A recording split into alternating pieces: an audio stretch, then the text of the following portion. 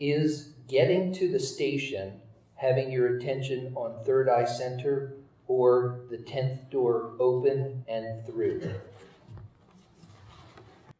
Is getting to the station, having your attention on third eye center or the 10th door open and through? I suppose it's very open and through. I don't see any obstacle except our attention not really focusing or going within, but focusing on things outside. Instead of withdrawing attention, the attention is always going outside. That's the only obstacle really. To think of it, what is the obstacle between us and our own self, our own truth? If you examine carefully, the only obstacle between ourselves and realization of ourselves is our own mind. It's the mind that is using attention to go outside and not stay inside. So that is why it is very open and through, except for the obstacle created by the mind. People have said, can we control our mind? I mentioned how a person said he can stop thinking. I gave you an example. One master said, if somebody comes and tells me that he has moved the whole Himalayan mountain in his hand, I know it's impossible. For one moment I might accept it. Such a human being can be created. Who can do that? If somebody says, I've drunk the water of all the oceans and the seas, impossible. But for a moment, I can believe it. But if somebody comes and tells me I have controlled my mind, I'll say never, never, never. That's how the masters have expressed the difficulty of controlling the mind. So many people write to me, when we meditate, our mind does not let us meditate. Our mind is constantly thinking of other things. Which is true. That's the obstacle we have. Otherwise, the path is very true. You just withdraw and go. The path is very simple. We have made it difficult because of our attachments, our desire, our use of the mind for so many lifetimes. And that's why we have got into that strange practice of using the mind always outside.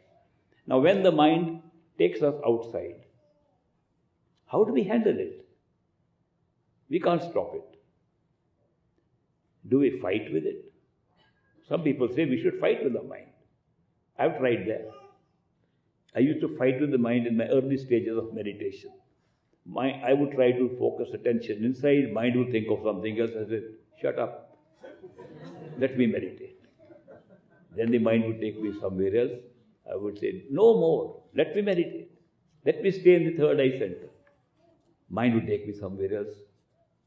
And this went on. 2.5 hours of meditation. I was exhausted. Got nothing out of meditation. I said, what is this? I was fighting the mind and winning every battle, and yet lost the war. You win the battle with fighting with the mind, but you lose the war. Mind is very happy to keep you in that battle. It's a good way to distract you. So that is why that system of trying to fight the mind never worked. I went back to Great Master and explained to him this problem of mine. And he told me, fighting the mind is not easy. There's another way of doing it. And he said, ignore the mind. Don't fight. Ignore the mind. Mind thinks, let it think. You stay focused. Separate yourself.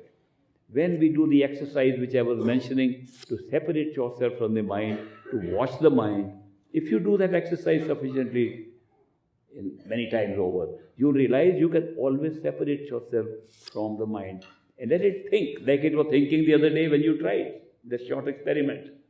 So you can ignore the mind, you can go on doing, don't put any attention on the mind, put attention on the soul, put attention on the sound, put attention on yourself, put attention on your master who is representing you, put attention on the memory of your master, put attention on that. And you will at the same time see mind is going on saying things, ignore it. That is possible. For me, that worked. You can try it also.